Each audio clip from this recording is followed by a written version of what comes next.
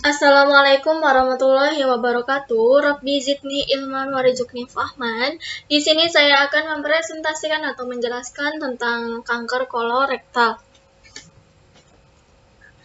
Nah, kanker kolorektal itu dikenal dengan karsinoma kolorektal atau juga bisa dikenal dengan kanker usus besar atau colon cancer gitu.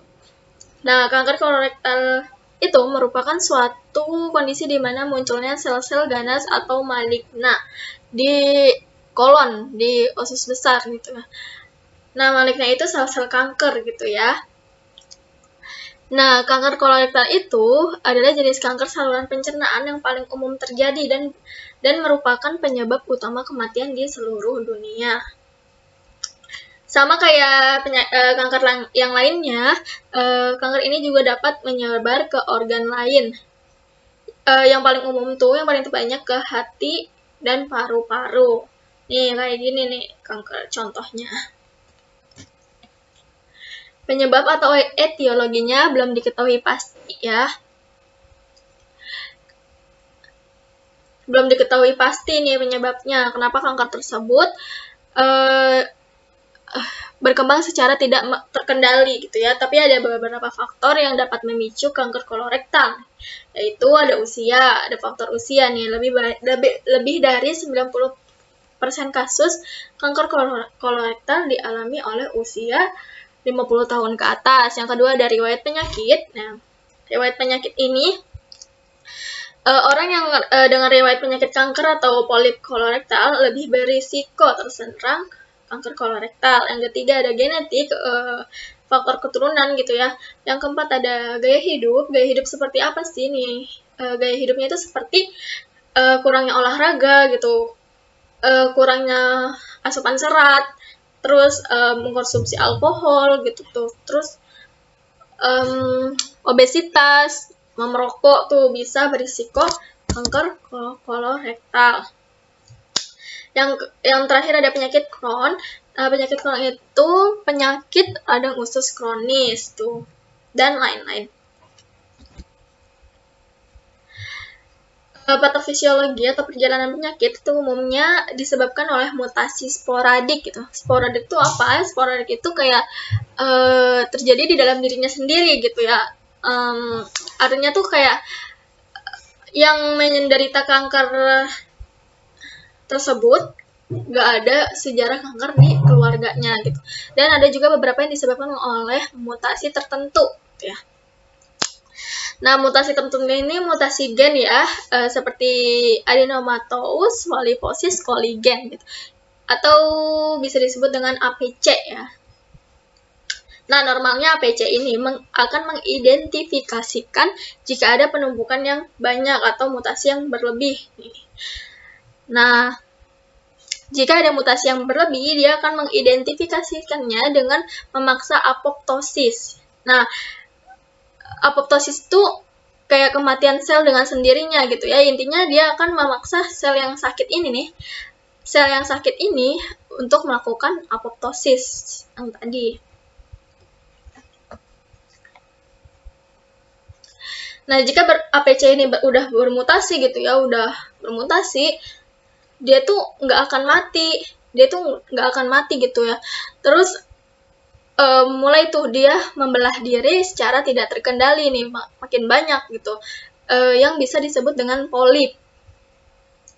Nah, polip yang terbentuk ini akan berpotensi mengakumulasi lebih banyak lagi, dan juga dapat bermutasi ke gen yang lainnya gitu, seperti gen KRAS atau P53.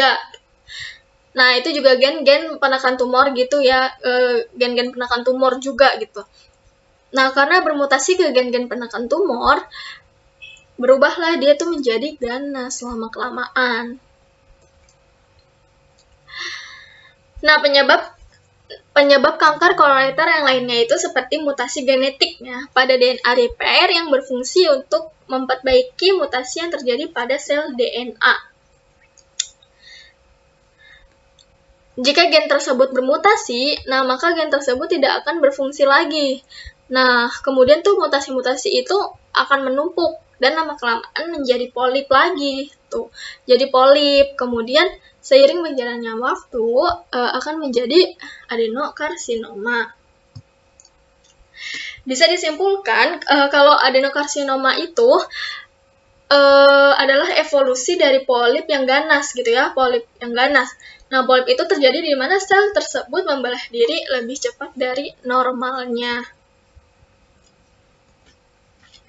Nah, ada manifestasi klinisnya atau gejalanya. Gejala kanker kolorektal yaitu ini gejala-gejala umum ya. Yang pertama ada sakit perut, sakit perut yang terus menerus, terus fesis yang berdarah merah gelap gitu, disertai sakit perut yang terus menerus, terus ada diare yang berkepanjangan, berat badan menurun mendadak gitu, mungkin karena diare ini gitu, dan lain-lain. Pemeriksaan penunjangnya itu ada kolonoskopi. Kolonoskopi itu berupa selang lentur gitu yang dimasukkan kamera. Nah, kameranya itu untuk mengambil gambar polip tersebut. Yang kedua itu ada tes darah pada tinja, sama kayak namanya, itu untuk mengetahui adanya darah atau tidak di kolon tersebut. Yang terakhir ada enema barium. Nah, enema barium itu caranya dengan menyuntikkan cairan ke dalam rektum, terus dilakukan pencitraan menggunakan sinar X gitu ya, untuk melihat ada gak sih kelainan di kolon tersebut gitu. Nah, ini contoh hasil dari enema barium. Kalau misalkan udah didiagnosa kanker kolon nih, gambarnya itu hasilnya akan seperti ini. Bentuknya tuh mirip kayak inti apel gitu ya, di tengah-tengahnya apel tuh kalau udah digigit-gigit nih, tengah-tengahnya bakal kayak gini nih. Nah, mirip kayak gitu.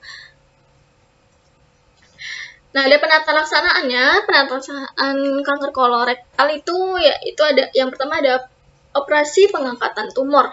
Yang kedua ada kemoterapi disertai penggunaan obat-obatan. Nah, ini disesuaikan sama stadiumnya ya. Terus kemoterapi dan obat-obatan itu untuk membunuh sel-sel kanker, dapat membunuh sel-sel kanker. Yang terakhir ada radioterapi ini. Radioterapi ini hanya untuk di daerah rektum, dengan menggunakan radiasi untuk membunuh sel-sel kanker. Terima kasih, kurang lebihnya mohon maaf ya, saya mungkin ada yang salah, tolong dibenarkan di kolom komentar. Wassalamualaikum warahmatullahi wabarakatuh.